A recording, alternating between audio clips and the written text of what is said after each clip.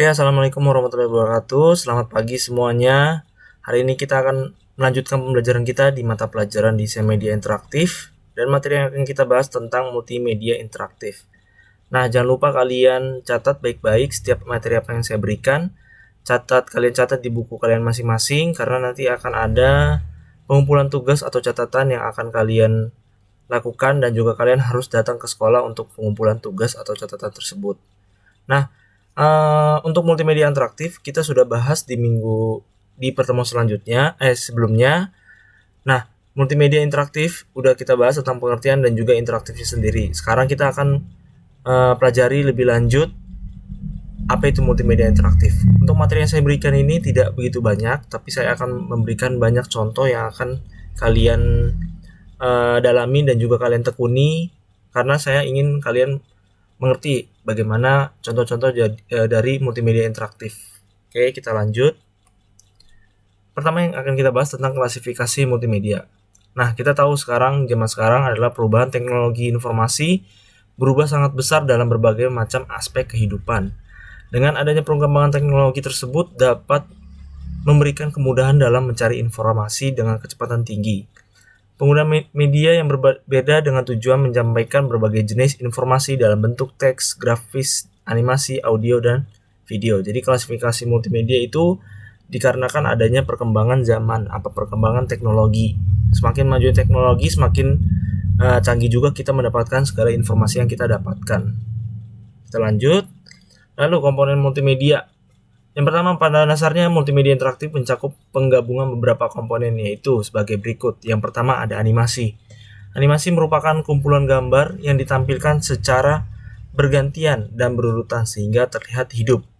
Saya berikan contoh yang ada di multimedia interaktif. Kalau misalkan di animasi pasti ada karakter dan juga gambar-gambar background ataupun foregroundnya bagaimana, dan membuat menarik itu adalah animasi geraknya. Jadi di multimedia interaktif itu animasi, ada unsur animasi di dalamnya.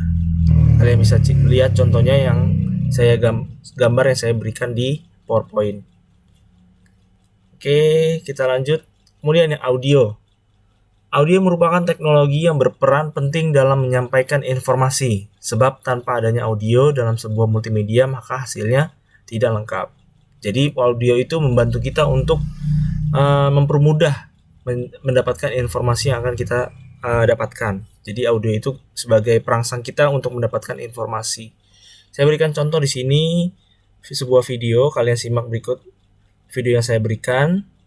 Kalau untuk multimedia interaktif contohnya banyak ya teman-teman, di YouTube juga banyak. Jadi kalian tidak usah bingung ataupun khawatir untuk contoh-contoh multimedia interaktif. Di YouTube banyak, di segala sumber kalian bisa dapatkan contoh-contoh dari multimedia interaktif. Oke, saya play. Penerimaan mahasiswa baru Politeknik Manufaktur Bandung tahun Ini ajaran 2019. Contoh dari audio yang ada di multimedia interaktif.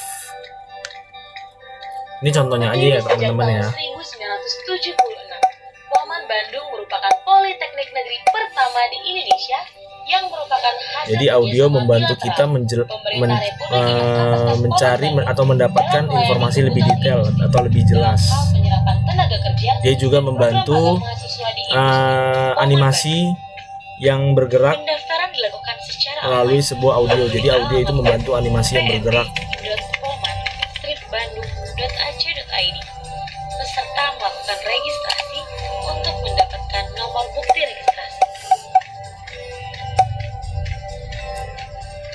Peserta pun wajib mencetak bukti registrasi.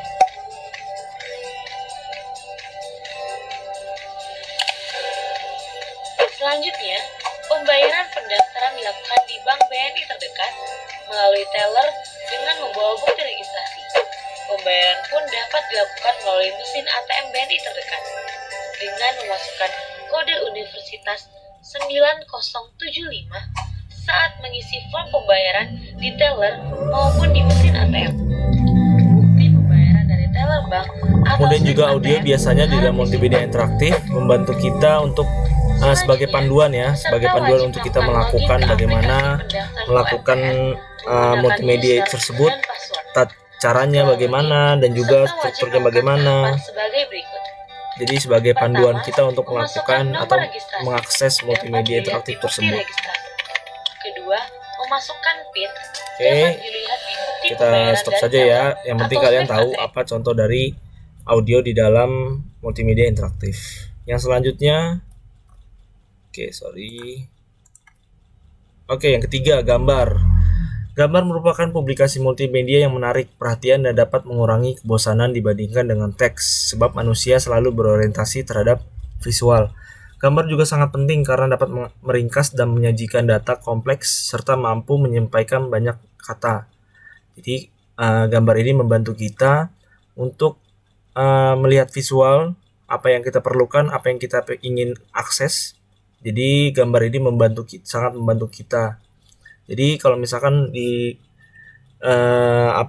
kita sebagai manusia pasti selalu berorientasinya dengan terhadap visual, tidak hanya dengan kata-kata. Agak terasa aneh hanya kalau misalkan kita buatnya hanya sekedar kata-kata, tapi tanpa adanya gambar. Sedangkan orang tertariknya pasti harus ada visual atau gambarnya. Pasti orang akan ada tertariknya. Tertariknya karena apa? Gambar itu memiliki warna, memiliki bentuk, memiliki garis dan macam-macam. Jadi orang tertarik untuk melihatnya dan juga tertarik untuk mengakses multimedia interaktif tersebut. Jadi gitu ya. Ini gambar contoh yang saya berikan untuk kalian pahami dan kalian mengerti contoh-contoh yang saya berikan tentang komponen di dalam multimedia. Kemudian yang keempat yaitu adalah teks. Teks merupakan elemen yang cukup penting dalam pembuatan multimedia. Sebagian besar multimedia menggunakan teks karena sangat efektif untuk menyampaikan ide dan panduan kepada pengguna. Teks memiliki bermacam jenis, bentuk, ukuran, dan juga warna. Nah, bisa kalian perhatikan baik-baik di gambar yang saya berikan. Teks membantu kita sebagai tata cara atau cara penggunaannya dari multimedia interaktif. Bisa kalian lihat contohnya di gambar yang saya berikan. Jadi di situ penyajian teksnya membantu kita untuk mempermudah mengakses di dalam penggunaan multimedia interaktif.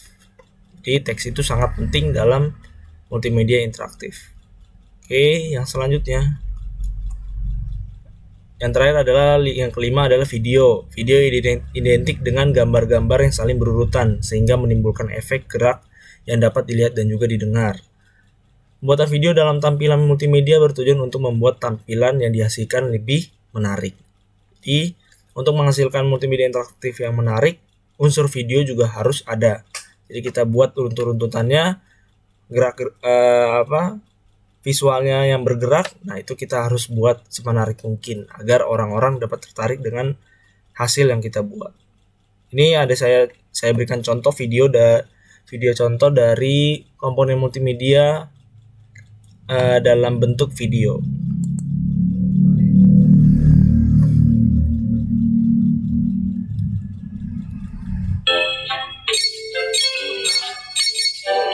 Seperti ini ya. Jadi dia ada unsur-unsurnya, jadi dia bisa berbentuk video. Dia juga ada suara, ada gambar, ada tulisan. Jadi satu komponen itu semua komponen ada di dalam multimedia interaktif. Ada juga suara, ada animasinya, ada gambarnya, ada teksnya, ada videonya. Jadi semua komponen ada di dalam satu multimedia interaktif.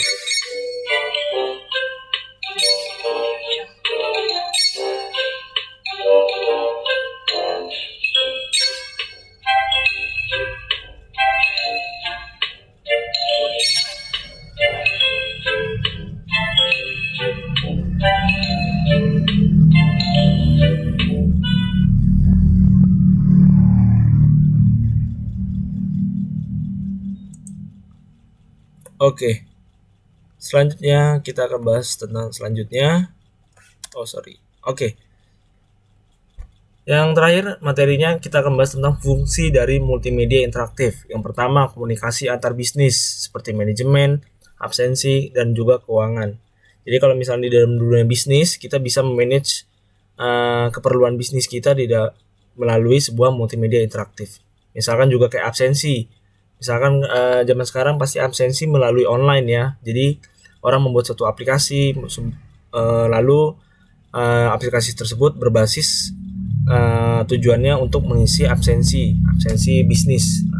Dan juga biasanya untuk tata kelola keuangan dan juga sebagai macamnya. Jadi multimedia interaktif itu bermanfaat juga untuk di bisnis. Lalu yang kedua, komunikasi bisnis dan konsumen, e-commerce, seperti kayak belanja online seperti itu ya. Jadi membantu kita untuk transaksi antara penjual dan juga pembeli. Yang ketiga, komunikasi antar konsumen, jejaring sosial, sosmed ya. Jadi sama tujuannya. Yang keempat ada e-learning. Seperti contohnya adalah training, alat bantu pengajaran. Jadi kayak tadi contoh yang saya berikan itu kayak alat ajar, misalkan ada sebuah multimedia interaktif tuh sebagai pengetahuan, menambah wawasan, misalkan tadi kayak tentang tata surya yang saya video kasih sebelumnya.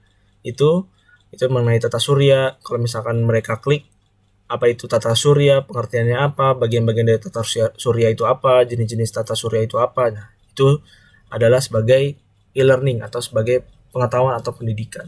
Yang kelima sebagai hiburan. Jadi multimedia interaktif itu contohnya adalah pembuatan games dasar dan sebagainya.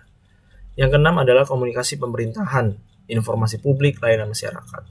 Multimedia interaktif bisa dapat kita akses, misalkan kita pengen tahu bagaimana informasi publik dari pemerintah, layanan masyarakat, dan lain sebagainya. Kayak misalkan ada multimedia interaktif aplikasi tentang layanan publik kayak museum, tempat wisata, dan lain sebagainya. Itu ya. Nomor 7, komunikasi kebudayaan, informasi museum dan galeri. Itu yang saya tadi kasih contoh ya. Dan yang kemudian adalah dan lain sebagainya.